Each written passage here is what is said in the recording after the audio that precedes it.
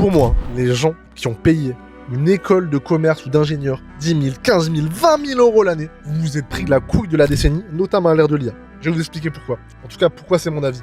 Déjà, je me présente, je m'appelle Ayman, j'ai 22 ans, je suis le CEO d'Oviga, donc c'est mes premiers recrutements. Et je me rends compte d'un truc de ouf.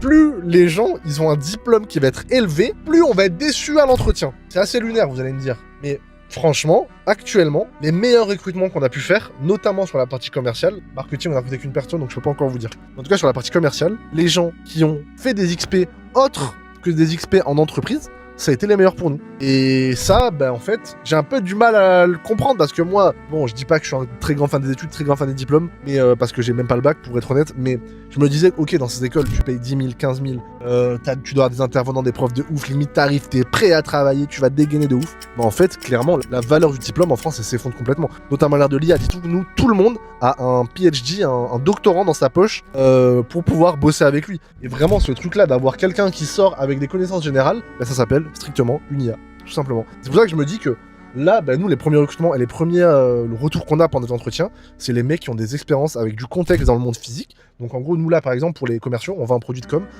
Les meilleurs profils qu'on a pu recruter, c'est community manager. Des gens qui étaient community manager freelance avant et qui viennent vendre notre solution. Et ces gens-là, ils sont hyper bons. C'est pas des mecs qui ont des diplômes de ouf. Donc vraiment, ce truc-là de avoir fait des études de ouf en 2026-2027, honnêtement, c'est une couille monumentale. Franchement, si vous regardez cette vidéo, vous êtes parents, je vous souhaite de leur dire de pas faire ça et d'avoir des putains d'XP. Parce que je sais que c'est compliqué de se dire, ok, comment je vais trouver des expériences?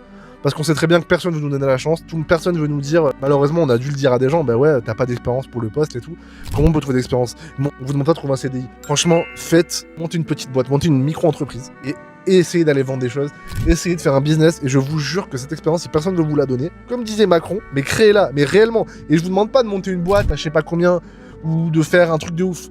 Montrez au patron, si personne ne vous donne cette expérience-là, dites voilà, j'ai fait tel truc dans tel secteur, j'ai vendu tel truc, j'ai aidé telle personne. Et je vous jure que des fois, c'est plus simple, en tout cas, de trouver des clients que de trouver un employeur. Et tentez-le comme ça. Parce que nous, quand on arrive, vous nous dites oui, je suis chaud, je sors d'études, j'ai la dalle et tout. Ouais, mais mec, t'as pas d'XP. Et pendant l'entretien, quand on parle de choses basiques de notre business, on sent qu'on va devoir tout repasser avec toi.